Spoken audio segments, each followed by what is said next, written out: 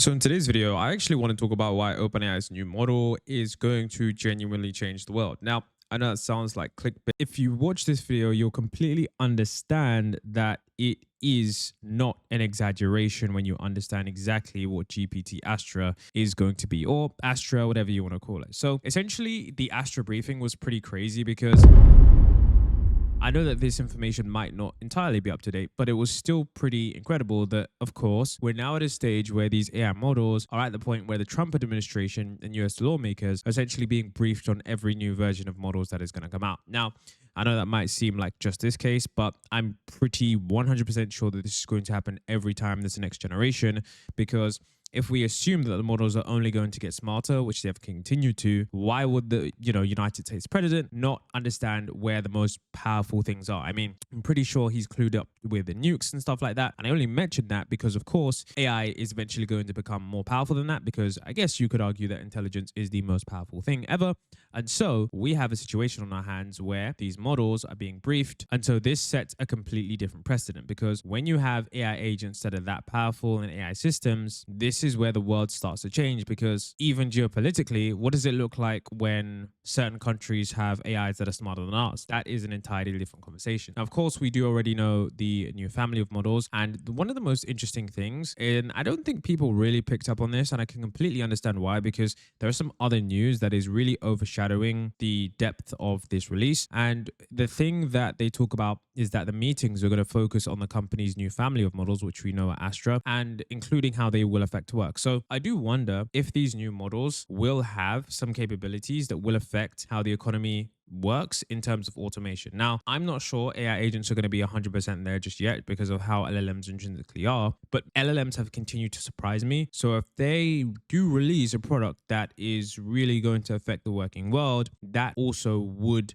surprise me, but it also wouldn't surprise me. Like, it would surprise me, but then again, I wouldn't be surprised because I've been surprised before, if that makes sense. Now, of course, you can see that they said we think there's going to be particularly interesting capabilities with this model, particularly as it relates to work and scaling work, which is why I don't think I really decoded this, because I'm recording this video for the second time since new information came out, and I don't think I'm decoding this, because that is a profound statement that most people, even myself, didn't really read on the first time, and I really needed to reread it twice to understand the deeper layer. And he says, of course, everyone says interesting capabilities with the model, but they said particularly with as it relates to work and scaling work, which means that this arguably could be a claim that we are now in the singularity. Now, Sam Altman has already said it, Demis Hassabis has already said it, Elon Musk has already said it, but scaling work means that, the AI models are going to be able to work on themselves, in essentially meaning that the autonomous AI researcher, which OpenAI does want, is going to be no longer a pipe dream, but something that actually does come out. Now, of course, when we get into the capabilities of the models, we do know that capabilities of AI models have continued to increase. And for the average person, it doesn't feel like it because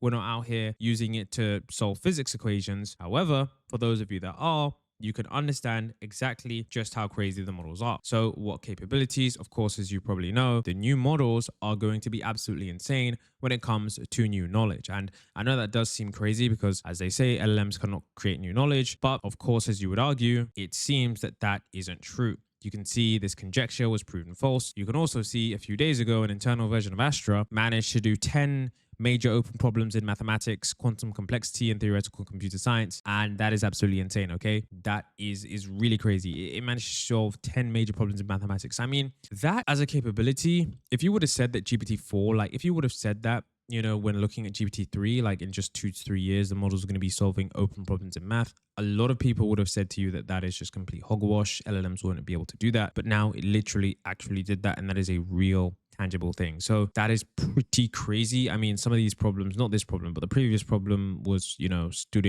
stood for 80 years, which is absolutely insane. So breaking down 10 problems, this internal version, I think the next version after this is going to be insane. And I don't even want to talk about the next version, but we have to, because this is, of course, a video speculating. Now, if you really want to think about the next version of models, I think the reason why this is going to change the world is because when we really look at it, I mean, if it can solve math basically affects everything. And if math is really starting to be solved by AI, then that really changes not only the algorithms that AI runs on. It means AI is going to get faster. It means other things in the world are going to get faster. It means science is going to get faster, drug design, all of these crazy things. It just has so many knock-on effects. And I do believe that that model, I mean, I'm not even sure if that is going to be a model that does get released, which we'll talk about later. Now, another thing we're going to be talking about is how misaligned the model is. And this is something that I didn't see anyone really talk about because currently I guess you could say the hacking thing, which a model broke out of its containment, the GPT-6 hack. I'm sure you've heard about it by now. But what I will say is that the models, as they get smarter, tend to become more aligned, at least in OpenAI's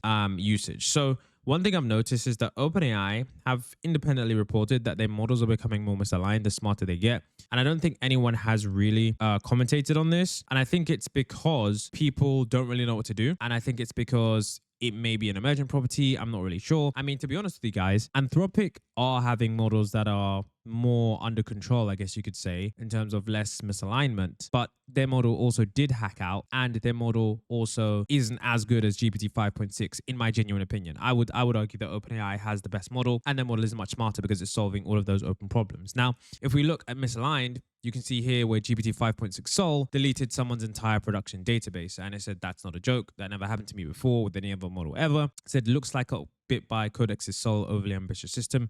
And funnily enough, this experience did actually happen to me. So for those of you thinking that I'm just reporting on a news article, I did actually experience this. And it was a little bit frustrating because the models, essentially what they do, because they, subconsciously know, I say subconsciously as if they're conscious, but because these models know that they're, I guess you could say, smarter than you, they try and do things which are not necessarily always asked of them. And because of that, sometimes they just end up deleting files and going on their own way, which is extraordinarily frustrating. Okay. It really is just frustrating to have. And that is something that I think is very unique in terms of the experience when you're having AI models, because you wouldn't expect it to occur. You just expect the model to behave, but that is not what happens. And so you can see here, it says OpenAI found that Sol has a tendency to take whatever actions it thinks it needs to get the job done. And that is very, very true. It will take the actions it thinks it needs to get the job done. So the newer models, okay, could be more misaligned. Now, the reason why that will change the world is that imagine they release a model and let's say due to competitive things, they don't do enough safety testing and the model is misaligned. What happens when you've got a broad rollout of a model that is a little bit misaligned and then it starts acting out? We could have a scenario on our hands where we have the first instance of an AI that acts out, and it really just changes the game for what AI releases actually mean. I know that might sound like hogwash, but we are dealing with the unknown here, meaning that anything could happen, okay? Absolutely anything could happen here. So it really is, I don't want to say shocking, but going on charted territory to be able to look at these models and where they're going to be, because we already know that these things are able to solve math problems we didn't think they were going to be able to solve. And now it looks like they're being misaligned in ways that we're not really able to predict. So that's another area where it's going to change the world, because maybe the models get released until you're able to do long horizon safety testing, because maybe it's like, okay, these models are, I guess you could say unaligned, but it only happens after a week of being autonomous on a long horizon task. And therefore, it just delays the, testing. And so, of course, we know that, there was a pre-release model, but OpenAI did confirm that the model that wasn't a hack isn't the pre-release model. So there is that one as well. Now, like I said, guys, I think definitely this will change the world, because OpenAI's head of research reposted this, and Elon Musk basically tweeted that the rate of improvement from the original GPT to GPT-3 is impressive. If this rate of improvement continues, GPT-5 or 6 could be indistinguishable from the smartest humans. Just my opinion, not an endorsement. I left OpenAI a few years ago. And so the head of research reposted that. And so I'm guessing they're thinking that that is true. And I don't think that that is crazy to say. I don't think it's ridiculous to say that.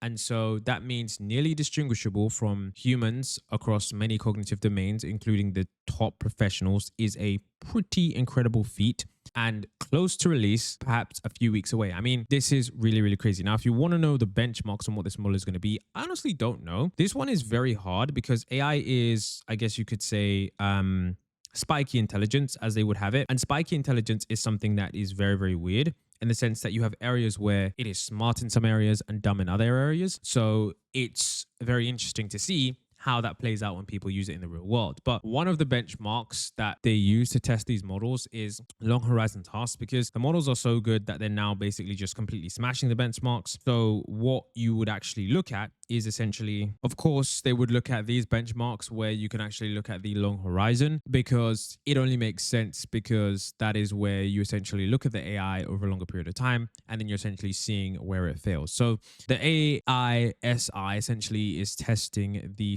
sequential steps on this benchmark, which had 32 sequential steps.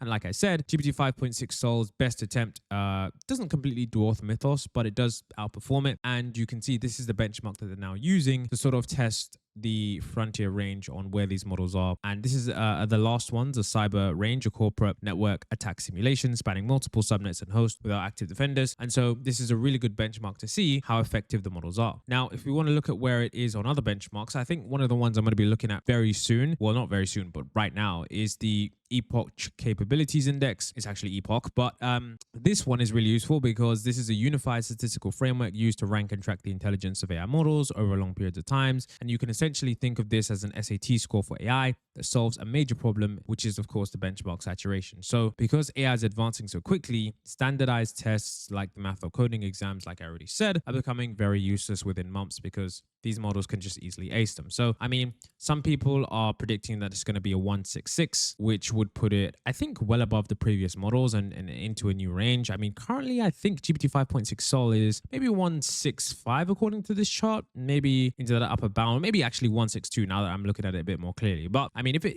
is able to get above 170, that's going to be pretty crazy. I mean, when we actually take a look as well at some, other estimates, people are looking at the fact that it's able to solve the unit distance problem 48% of the time in one shot without using lean, no special harness. That is pretty crazy. Usually you get a lot of the gains from these crazy harnesses, but no harness is absolutely insane. And so as for the release date, which is the most expected thing, people are wondering, when is this thing coming out? Some people are expecting it to be late August, but recently we did have OpenAI say after evaluating the upcoming model, they're treating it as their first critical model for cybersecurity under their preparedness framework. And in this scenario that they plan for, they're putting in additional controls to place and ensure Astra's further development happens safely and securely. So essentially, someone here is saying that, look, this model is pretty powerful. We're working to make it generally available. We don't think it's a good strategy to keep powerful models so chosen few. But given how good it is at coding and cyber capabilities, we need a little bit longer to do this safely. And I'm not gonna lie, I've used GPT 5.6 Sol to code a few things, and I found it better than Claude. And I know that might seem like a controversial opinion, but Opus 5 is just absolutely terrible. And Claude just seems to have a bit too much of an ego in terms of thinking it knows everything, and it just messes up a ton. So I would love to know what your thoughts are in terms of where OpenAI stands. Do you think Astra is going to change the world? I think this is a bigger release than most people anticipate because of the knock-on effects. Because if we get a model that's solving 10 problems here and 10 problems there, we are going to see so many different industries saying, okay, GPT Astra managed to solve this for me. It managed to do this for me. It managed to solve this problem. And I would love to know what your first prompt is when you get your hands on this model. Don't forget to leave a